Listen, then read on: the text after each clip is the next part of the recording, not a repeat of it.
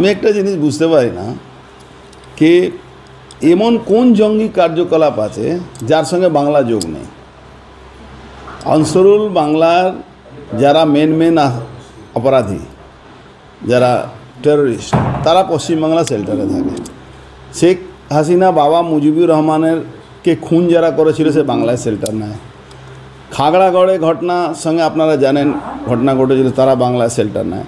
যতগুলো অপরাধী মুর্শিদাবাদ, মালদা, দক্ষিণ চব্বিশ পরগনা, উত্তর চব্বিশ পরগনা, কাশ্মীরে জঙ্গিরা এখানে থাকে। তো পশ্চিমবাংলা হলো জঙ্গি আর টেররিস্টদের জন্য সেফ প্যাসেজ। পশ্চিমবাংলা হলো জঙ্গি আর টেররিস্টদের জন্য সেফ প্যাসেজ। এখানকার পুলিশ, এখানকার প্রোটেকশান, এখানকার সরকারিভাবে তাদেরকে প্রোটেকশান দেওয়া।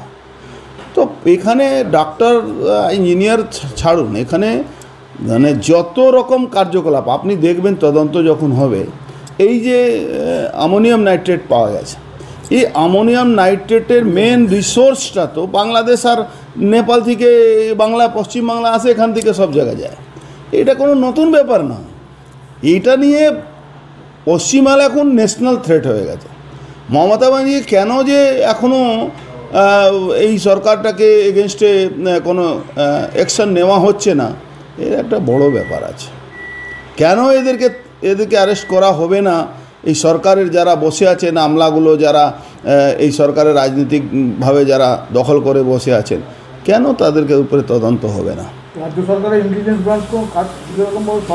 রাজ্য সরকারের ইন্টেলিজেন্স ব্রাঞ্চের কাজ হলো রেপ হলে আসামিকে বাঁচাবো, খুন হলে আসামিকে বাঁচানো।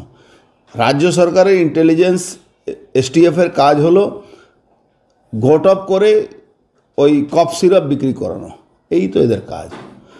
কফ সিরাপের যে ইলিগাল স্মাগলিং হয় বাংলাদেশে, তার দায়িত্ব পুরোপুরি এখানকার এসটিএফের হাতে থাকে।